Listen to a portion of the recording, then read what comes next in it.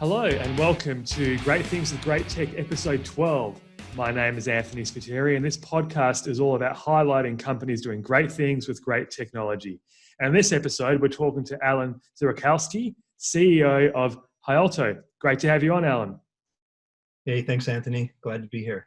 Awesome. So just before we get into all the goodness of HyAlto and talk about this really interesting software company, I just want to remind all the listeners out there that if you like great things with great tech and would like to be on the show, you can go to gtwgt.com and register your interest, or actually just send an email through to info@gtwgt.com. And all episodes are on YouTube. If you haven't subscribed yet, click the button below, and also on all the podcast stations. So, Google Podcast, Apple Podcasts, great to be on Spotify. And also the website is up and running at gtwgt.com. So with that out of the way, Alan, let's get into HyAlto. So just first, let's just chat and maybe give the listeners just an idea of who HyAlto are and what you guys do. Sure, thanks, Anthony. So we're a Canadian-based company, and we serve specifically MSPs, managed service providers, and cloud service providers globally.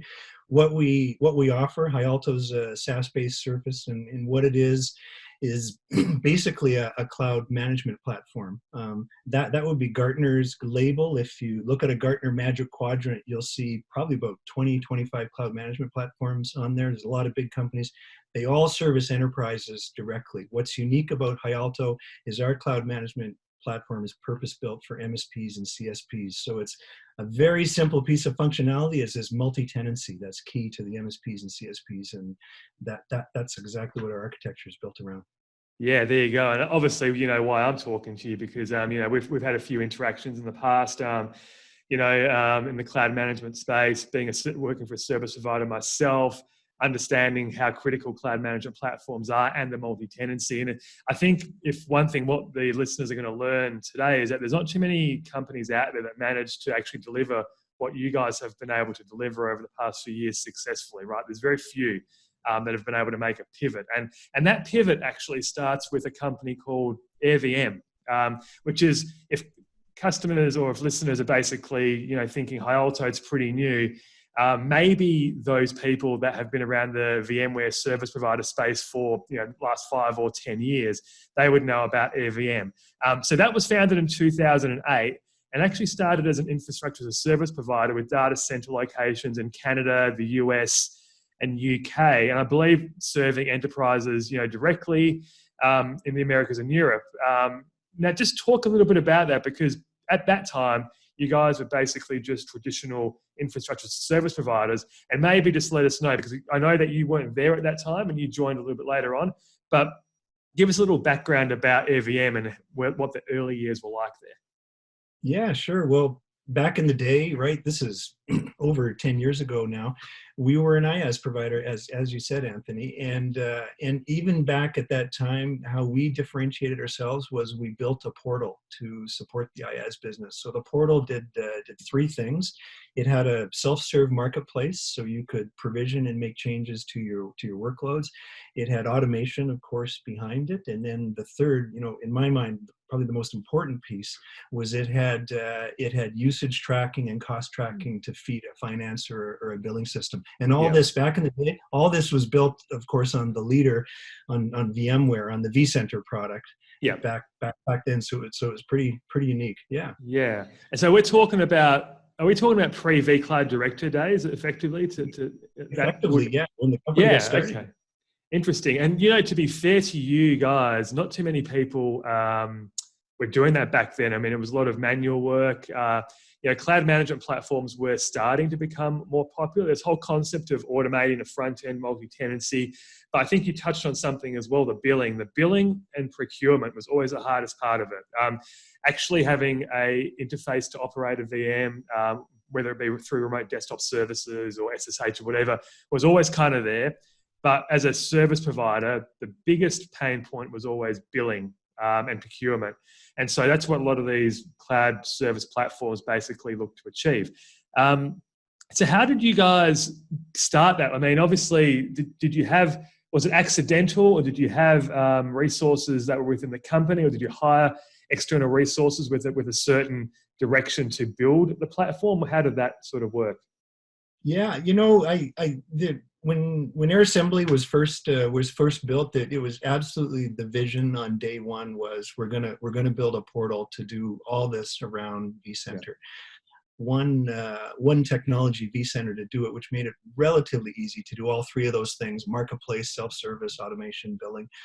But the complication, of course, was there's just more vendors and more clouds over time. But back in the day, 10 years ago, that was pretty straightforward. There was not that much differentiating factors out there, right? You had VMware with vCenter, you had Hyper-V, but there were a lot of service providers that were trying to get in the game.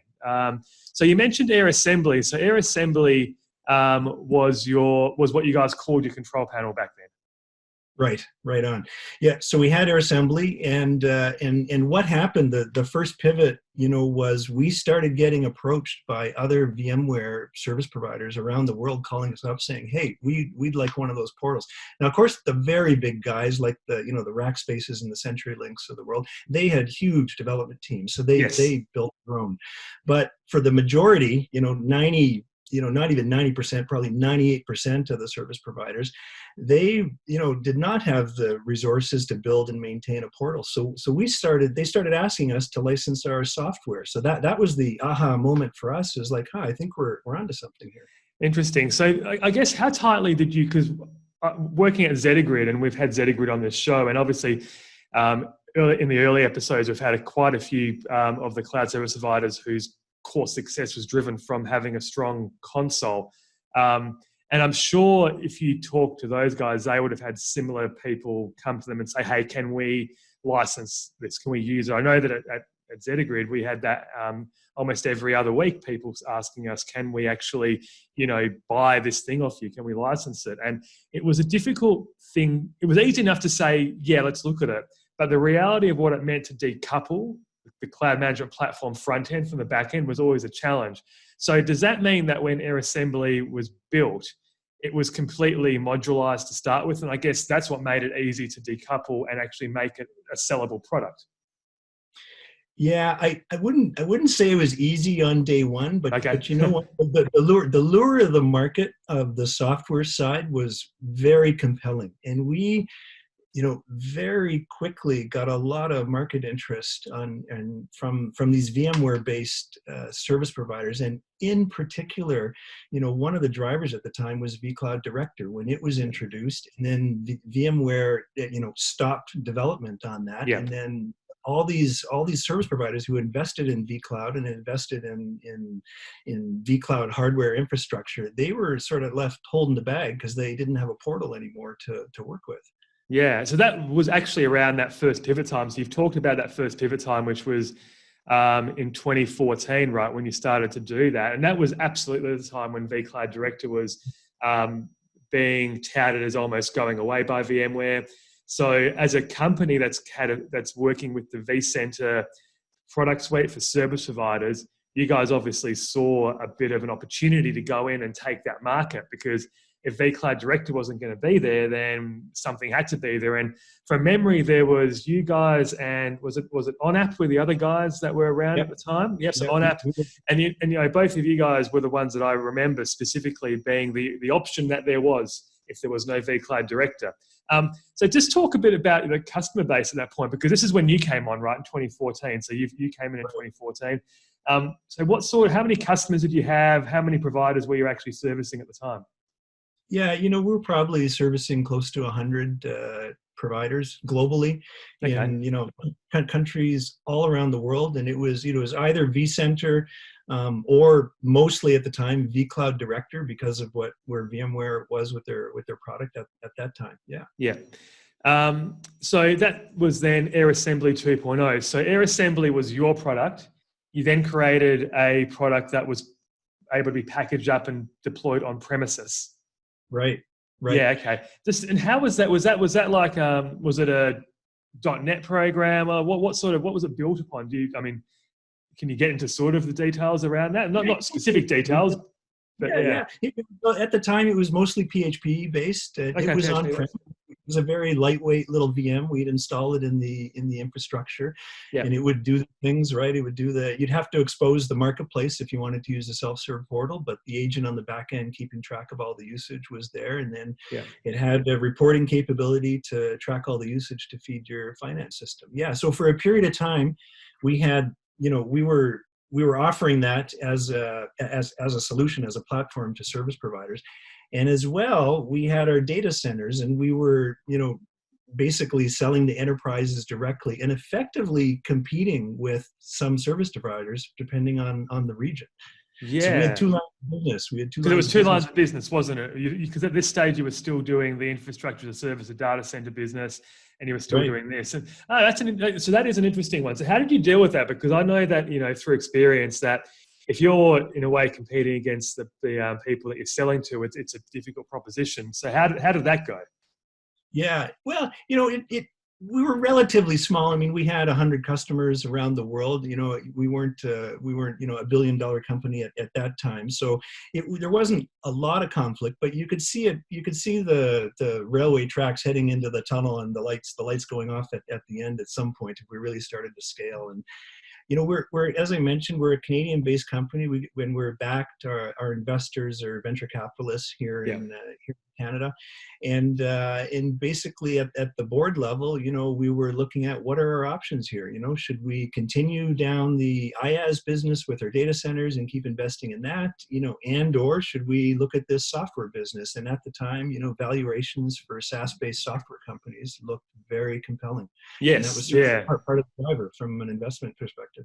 Yeah, no doubt. The multipliers on a SaaS-based company are much more significant than a hardware-based infrastructure company. That's for sure. If you've got a great piece of software, I've talked to a couple of SaaS providers on this show, and they all seem to have their valuations up there, and they get great venture capital as well. So just on that, so did you at this point had you taken any venture funding, or was it privately funded, or how was the company sort of bootstrapped at this point?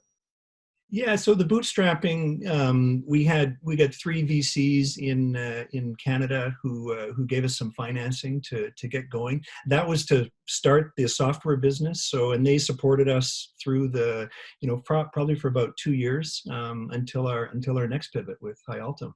Yeah. Okay. So, in 2016, so this is where AirVM was acquired by Tarago Networks.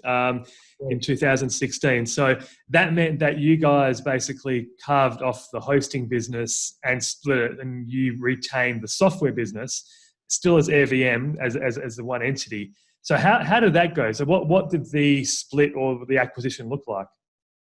Yeah, so we literally had to look at our company, and the question you asked earlier, to build up the software business, we hired software focused channel go-to-market software folks to help build that business. And so we literally had 2 sides of the company. The development team was the same, but from a go-to-market perspective, we had one side focusing on these enterprise, the IaaS business, and the other side focusing on the software licensing business. So when we sold to Tarago, who's a Canadian-based carrier, they were very interested in our VMware, in those VMware-based data centers that we had. How many VMs? Just out of interest, what was the sort of stable size at that point in terms of VMs and whatnot? Do you remember roughly how many workloads you guys were hosting? Or you're testing my memory. It would have been thousands for sure. It would have been thousands. Yeah. Yeah. So nothing, not insignificant, basically. We had some big carriers. We had some big customers on that infrastructure. Yeah, but both in Europe and in the Americas. Okay, cool. So then you took a little bit of the money from the buyout, and you basically reinvested back into the company to develop the SaaS version of what was AirAssembly, and that's where HyAlto comes into play, and that's where HyAlto as a company name, I think, took over. So just talk a little bit about that move, the move from what was on-premises software to a SaaS-based application, but also the name change as well, because that was interesting, and maybe some of the rationale behind the name change, even though I think it's kind of obvious in terms of the history. Sure. Thanks, Anthony. Yeah, so obviously that was a major pivot for the company, right? So with our investors and our choices at the time, we divested to Terrago, and the purpose was to take that money and reinvest back into the platform. So at that time, not only did we believe very strongly in the software side of the business, particularly having a cloud management platform for this MSP CSP market, but also our on-premise version was really purpose built around vCenter and vCloud Director for VMware. And even back in 2013, 2014, these public clouds were growing like crazy. Yeah. Amazon, of course, had astronomical growth, and they still do. Yeah. Microsoft was, really getting into the market, and so the future was pretty clear to me anyway. If we're going to stay in this market, we're not going to build a business solely on private cloud. We need to have a multi-cloud platform that's going to support both private and public. So that was probably the biggest driver. So we literally, made the choice, and I went back to the investors as well, in addition to the divestiture money that we got, and we went back and said, we need to rebuild this platform. It needs a new architecture that's going to support public and private cloud. Yeah. It should be SaaS based, which is a brand new architecture. So we rebuilt it right from the ground up. Wow. Okay. And still, primarily at that point, it was still supporting on-premises vCenters basically, and supporting the multi-tenancy of that. So I guess the proposition or the value add that you're offering the partners is that SaaS-based, no need to install anything on premises. I'm guessing it just installs a little agent locally on premises on the vCenter. It then puts all the data in and sucks it all into the cloud. And then from there, they can then multi-tenant it. And I guess from a provider's perspective, the multi-tenancy is still the big part of it. What is it? Is it multi-tenancy at that point, or is it the billing that's still important? Well, as you know, for the MSP CSP market, multi-tenancy is table stakes. If you don't have a multi-tenancy solution, it's not helpful at all. So that's, as soon as we've covered that, and as you mentioned earlier, there's very few cloud management platforms that are multi-tenant. But then what's the real value? Why would people buy HyAlto service? Yeah, number one is around the billing for sure, right? Keeping track of the usage. Not using spreadsheets and people every billing period every month to populate the invoices for the end customers, but to have an automated method to keep track of what's all the usage in my vCenter, what's all my usage in my Veeam storage as an example, and how can I get that without human beings pushed into my finance system. Yeah, okay, good stuff. Yeah, so you guys have connectors into external finance systems. I'm guessing as well, your partners can get all the data through APIs as well, potentially, and have that data filtered out. So that's pretty cool. So you mentioned Veeam, and then because I believe that was that was actually your next sort of technology step outside of VMware, where you decided to do something around Veeam. So maybe just briefly explain that and how what you did there and how that was different to working with VMware technologies. Yeah, for sure. So on the VMware side, so we support vCenter and vCloud. That was the first iteration of HyAlto. That was a no-brainer for us. We knew the technology very, very well to be able to do what the platform does. As you said, right? And as you know very well, Anthony, the majority of VMware-based private hosted service providers are using Veeam as their backup. And this pain point, this general pain point of being able to automate usage tracking for every billing period and push that into a finance system is there not only for VMware, for Veeam, it's there for every single backup or disaster recovery service vendor that anyone's using. It's very, very common. So it was a no-brainer for us to build it out for Veeam. That was the first one. So that really tested our architecture, our SaaS architecture. Yeah. The whole vision was to support multi-technologies. We did it with Veeam first, and it worked, and that really opened the door. And our intent in 2021, of course, is to do more as the market demands. Yeah. So in 2019, you added support for ConnectWise, which is a PSA tool, which I know very well as well. So just talk about, this sort of integration intrigues me though a little bit as well, because just explain why a tenancy platform like you needs to integrate with something like ConnectWise, because for those that maybe don't get why, because I kind of, if I'm looking at it from a layman's perspective, I see a multi-tenant cloud management platform and what it does. I say ConnectWise. I understand there's some billing synergy, but why ConnectWise, and why those RMM tools or PSA Sure. tools? Yeah, great question. So as you said, you're just, very good on the technology side, Anthony.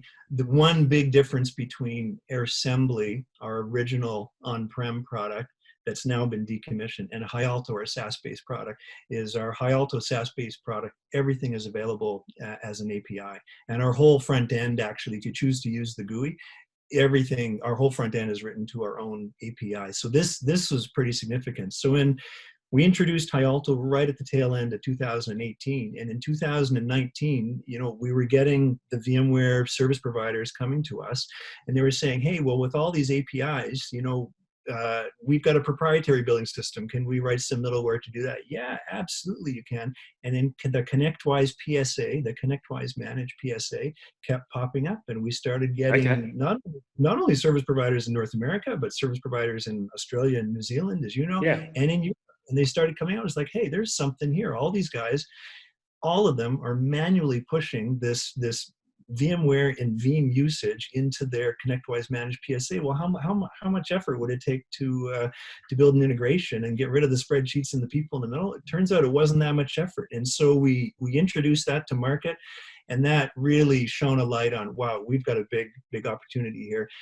Partly because ConnectWise, from my estimation, they probably have 40% of the RMM market. They're a major player. They've got thousands of MSPs, and any of those, the Venn diagram of, ConnectWise MSPs who are offering a VMware service or managing VMware, they're interested, right? Because this is all manual process for them, and they can't scale their business without it.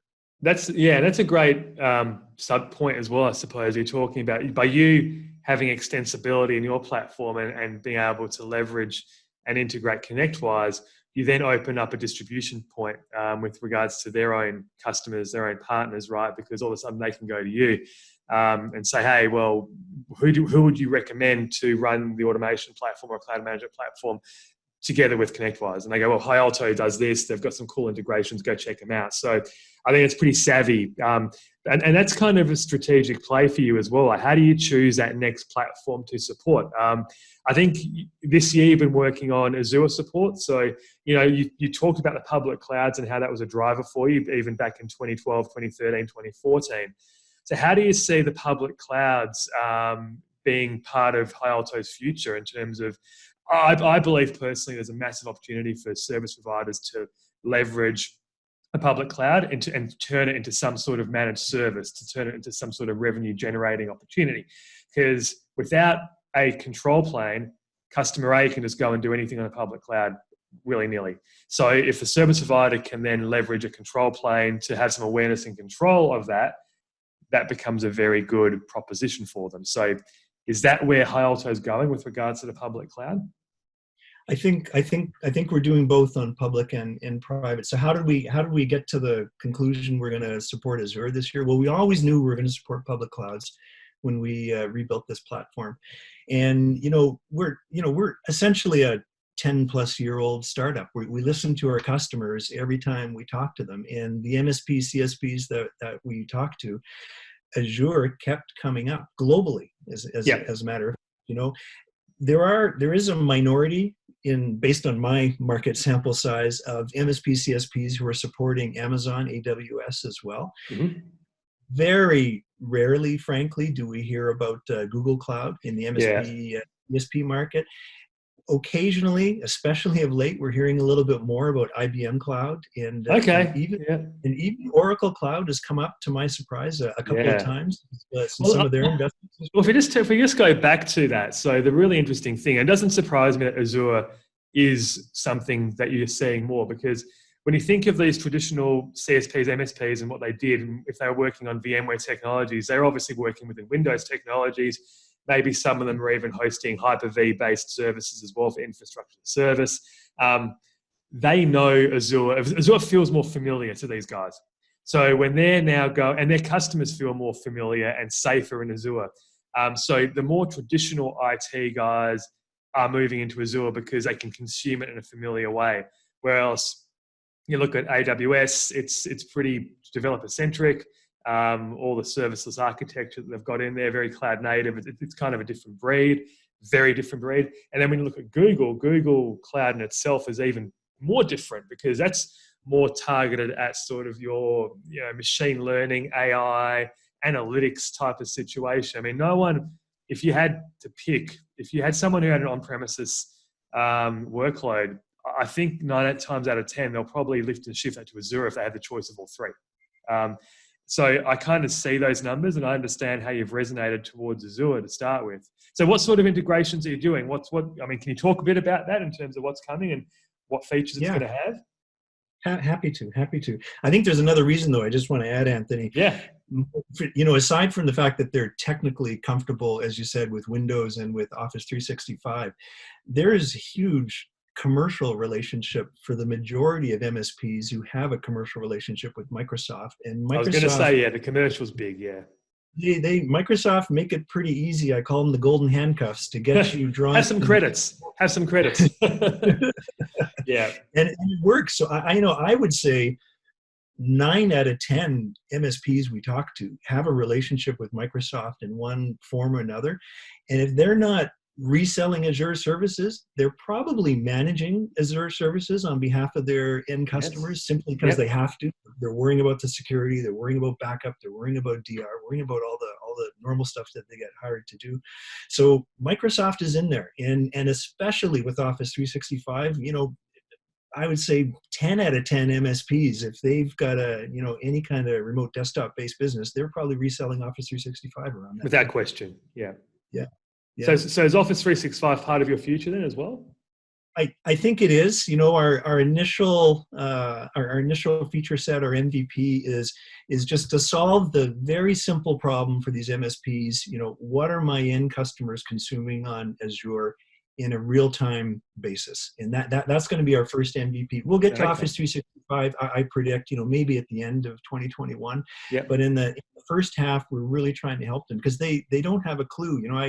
I say, just with tongue in cheek, the big public clouds are really like drug dealers, right? They make it very, very easy for you to consume your compute and storage services, but you get a bill at the end of the month and you don't know what's going on until you get that bill. And when you do get that bill, it doesn't have, cell phone call detail in it at all, right? You're still scratching your head. And it is what it is. It is what it is. You kind of got to deal with it, right? Bill shock is huge for that play there. And I know that, a lot of, when I was even 4 years ago, there were people coming out of Azure and AWS because they went in there thinking it was the panacea, the duck's nuts. And they would find that either the performance wasn't up to scratch, but 9 times out of 10, the reason for people exiting was because they just weren't aware of the overall costing. So if you can provide those people with some sort of dynamic real-time costing along the way, that's so critical and valuable, I think. And, and if you can then feed that up to an MSP that can then manage that for a customer, that's even better. Exactly. And this is the MSP's dilemma, right? Is they're getting SMBs and mid-sized enterprises coming to them. Can you help me not only manage manage the service, rather, my Azure service, as we said, for security and DR and backup and all that, but also my costs. I need to get a handle of these. And there's really, in my opinion, very few tool sets out there that are doing that for these public clouds, for MSPs in a multi-tenanted manner, and certainly not for public and private. And then the third piece, they're certainly not taking that information and very easily automating the workflow of pushing the usage into a billing system, into a PSA like ConnectWise or other PSAs that we plan to introduce in 2021 as well. Yeah, no, that's awesome. So here's my thing. I guess when you look at it, I think I know the answer here. How did you disrupt the market initially? Like, why do you feel like you guys were able to pivot, almost inversely pivot, I would call it, because most of the people that I know in the industry started maybe as a small professional services organization and decided to do hosting, and they pivoted to infrastructure hosting, or they pivoted to backup as a service. But you guys kind of started as infrastructure and pivoted to this software as a service company. So How did you disrupt the market enough initially to make that step? Yeah, well, I think with, thanks to VMware and their hesitation with the vCloud Director product a few years ago, that was one big step for us from the market. I think just, the fact these hyperscaling public clouds are growing so fast, and they're creating, frankly, a lot of pain points for your average MSP, CSP to manage them. We're listening to market and what these pain points are, and that's a key one for us. And to me, the big growth opportunity for us is that we sort of walked into it with this ConnectWise need from the market. There's ConnectWise, by my estimation, has probably 40% of the market for PSAs, basically to do the invoicing for the cloud usage and all the other services that they provide as well. We actually have a beta. I don't know if you were aware of this. We actually have a beta for ConnectWise's main competitor, Datto, for Autotask for their PSA. Autotask, yep. By my estimation, that's probably another 40% of the market. And we're talking to some of the smaller RMM shops like SolarWinds as well. So okay. My intent, and at the moment, for a multi-tenanted cloud management platform for purpose-built for MSPs and CSPs, no one's in my space yet, fingers crossed, who are looking specifically at these PSAs to feed the usage. So that's an interesting point, actually. I still look at the space, right? And my estimation of it is that there's two types of providers, right? There's the first type, which are smart enough to have the internal skill set to produce a cloud management platform of their own portal, but the majority can't. And and I say this to a lot of people, even internally, my previous company, wherever I talk to partners, that I kind of like the whole sink or swim approach, generally speaking. So the great partners, the great service providers will rise to the top because that's what they do, right? And the also runs will just basically stay there. However, I think what you guys enable is those providers that don't have that skill set for whatever reason to compete with the big guys, right? To offer services and to be an additional option to those bigger guys that are out there that have their own cloud management platforms. And let's be honest with you, a lot of software that's written isn't written from a multi-tenant perspective to start with. So if you guys have the skill set to be able to take a piece of software that's inherently not multi-tenant and somehow mold it into your platform to deliver it as a multi-tenant service, that's huge and significant. It is. And again, there's, as SaaS-based companies, right? What markets do you want to focus on? You want to go after the enterprises and all the big guys. Of course, everybody does. We've chosen to stay out of that. That's a big ocean, but there are a lot of sharks in it. We're in the, comparatively speaking, a smaller market with managed and cloud service providers. And there's only a couple players in it. And as I said, I think what we're doing is pretty unique for this cloud management platform right now.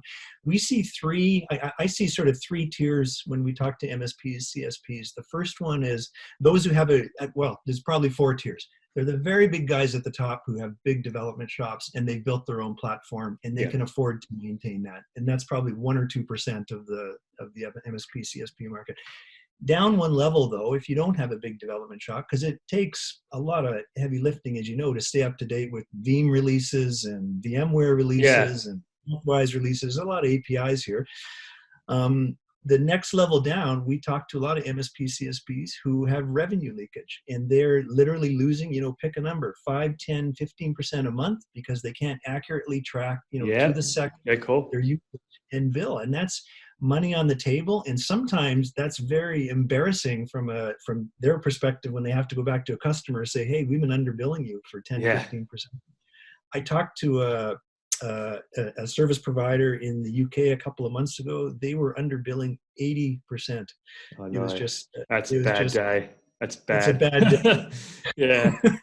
I mean, to a certain extent, do you kind of suck it up, or do you go, well, sorry, Mr. Customer, let's split it half and half. But even then 40% is tremendously significant. So that's another advantage, right? Now, I think it's a great story. I'm really excited. It was great to have you on. I mean, the time's already almost up. You could again, like I say to all of my guests, we could talk for hours on this sort of stuff, especially when it's something that I love and I'm so close to with regards to the VMware Service Provider ecosystem, where you guys came from, the fact that you're deeply linked but not directly linked to vCloud Director, the pivot that you guys have and what you're doing today in the market from the SaaS-based perspective. So great to have you on. It's been good information. And what can, if people want to go and check out more about HyAlto, what can they do? Have you got any offers, or where can they go? Yeah, if they come to their website and contact our team, we'd be happy to give you an overview. We're happy to run a trial. We run free trials, so if you wanted to take the car for a test drive and kick the tires, we're happy to set you up. Again, it's pretty effortless, to especially if you've got a Datto or a ConnectWise PSA. We literally, in about an hour, we can get you up and running, and we can be collecting your usage and populating your PSA, and your techs and your finance people don't have to use spreadsheets or spend any more time on it. Sounds compelling. That's awesome. Yeah. All right, no worries. And I'll put all that up on the show notes. We'll have a list to all those links up there. So yeah, just to finish off, you can find me, Anthony Spiteri, at anthonyspiteri.net, at GTWGT Podcast, and GTWGT.com. Again, if you aren't subscribed, or if you're new to the show and you like what you hear, you can press the subscribe button below or go to GTWGT.com. And with that, thank you, Alan. Thank you, HyAlto. And we will see you next time. Thanks, Anthony. Thanks, Alan.